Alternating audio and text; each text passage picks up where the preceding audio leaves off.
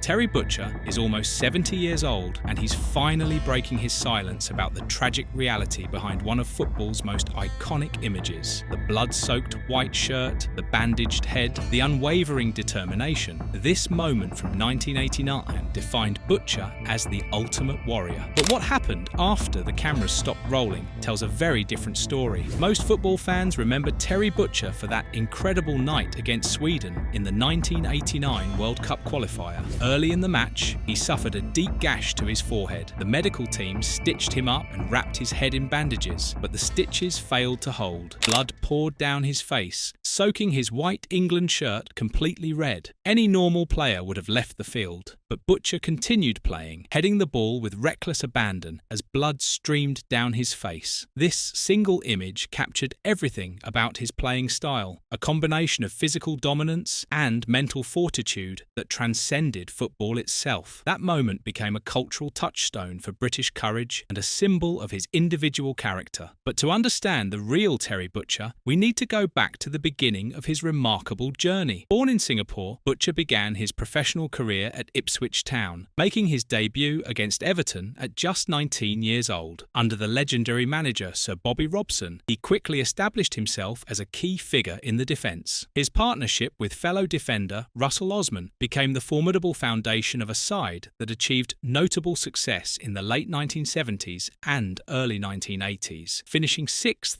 and then 3rd in consecutive seasons. The pinnacle of this era came in 1981 with the UEFA Cup triumph. In the semi-final against Cologne, Butcher scored a crucial and memorable header, the most important of his 21 goals for the club, to secure Ipswich's place in the final. He played the full 90 minutes in both legs of the final against AZ, contributing to a clean sheet in the 3-0 first leg victory and securing the club's first and only major European honour. His courage, aerial prowess and leadership abilities were widely recognised, earning him the Ipswich Town Player of the Year award in both 1985 and 1986. Following his departure from Ipswich in 1986, Butcher embarked on a new chapter in Scotland, joining Glasgow Rangers as part of Graham Souness's ambitious English invasion of the Scottish League. As club captain, he was a central figure in a hugely successful period, leading Rangers to 3 Scottish League titles and 2 Scottish League Cups in just 4 seasons. This phase of his career solidified his reputation as a dominant and demanding presence, both on and off the field. His international career with England was equally distinguished. Over a decade, he earned 77 caps and appeared in 3 World Cups, making his debut just 2 years after his first senior appearance for Ipswich. He was the youngest member of England's formidable defence at the 1982 World Cup. His career culminated in the 1990 World Cup, where he captained the team in the knockout stages, leading them to a semi-final finish. But success on the pitch didn't guarantee success off it. The transition from celebrated player to successful manager proved to be an incredibly difficult path for Butcher. His first role was as a player manager at Coventry City in November 1990, where, at 1 month shy of 32, he was the youngest manager in the Football League. Initially, he helped the club avoid relegation. However, his time there was brief, as he was sacked just over a year later following a decline in form. This pattern of short-lived and unsuccessful managerial posts continued throughout his career. His subsequent role at Sunderland was even shorter, lasting less than a year before he was dismissed. His brief time in Australia at Sydney FC ended with his dismissal after the club was knocked out of the final series. Similarly, at Brentford, he departed after a run of only 5 wins in 23 matches, facing immense pressure from fans. The pronounced disparity between Butcher's playing and managerial careers reveals a compelling paradox. The very qualities that made him a world-class player, his vocal, commanding presence, his physical dominance, and his tough, forthright approach, may have proven to be a disadvantage in the managerial role. As a player, his leadership was direct and on-field, inspiring his teammates through personal example. The role of a modern manager, however, requires a different set of skills: strategic thinking, psychological adaptability, and the ability to motivate a diverse group of players from a distance. The evidence suggests that Butcher's on-field persona did not translate effectively to the strategic demands of management. His short and unsuccessful tenures at clubs like Coventry and Sunderland were likely a result of high-pressure environments, where his approach was less effective when high expectations were placed upon him. The failure to adapt to these pressures success became a recurring theme in his managerial career. However, amidst this career marked by professional instability, Butcher found a rare and lasting period of success at Inverness Caledonian Thistle. He was appointed manager in January 2009, with the club at the bottom of the Scottish Premier League. Although he could not prevent their relegation in his first season, a moment he described as one of the most painful of his career, he demonstrated a resilience that had been absent in his previous roles. He promised the club chairman that he would secure their return to the top flight. Butcher delivered on his promise, guiding the team to win the Scottish First Division title and achieving a 21-game unbeaten streak in the process. The success at Inverness was built on a limited budget, and Butcher had to rely on bargain signings and local talent to create a remarkable, fluent passing team. He instilled a philosophy he described as stamina, style, and steel. The team's achievements were noteworthy, including a fourth-place finish in the 2012-13 season and a remarkable week in which they defeated both Celtic and Aberdeen. Unlike his previous high-pressure roles, the Inverness board placed full trust in him to build the club. This freedom and longevity allowed him to implement a long-term vision, a luxury he compared to the conditions afforded to legendary managers like Sir Bobby Robson and Sir Alex Ferguson. The club's willingness to stick with him after an initial setback stands in direct opposition to his short tenures elsewhere. Despite this period of stability and success, Butcher chose to leave Inverness for Hibernian in November 2013. His departure, which he later described as a shame and possibly the wrong thing to do, came at a time when Inverness was second in the league, only to Celtic. This decision and the subsequent disastrous run of form and relegation at Hibernian highlights the personal dimension of his professional choices. Supporters described his tactics as gutless, a sharp and painful criticism that stood in direct opposition to the bravery that defined his playing career. But to truly understand Terry Butcher, one must look beyond football entirely. In October 2017, his son Christopher died at the age of 35. A former captain in the British Army, Christopher had served in Iraq and Afghanistan with the Royal Artillery and was suffering from severe post-traumatic stress disorder. At the inquest into his death, it was revealed that Christopher's life had spiraled downwards and that he had turned to alcohol and drugs. The inquest ultimately concluded that he died from an abnormal enlargement of the heart, a condition combined with the effects of drugs and against a background of PTSD. During the inquest, Butcher provided emotional testimony, describing his son as a victim of war and stating that demons took control of his mind. In a powerful and public accusation, he stated that the British Army had failed its duty of care toward his son. He further highlighted the systemic problems faced by veterans, noting they are often released too early and are forced to rely on an overloaded NHS that is ill-equipped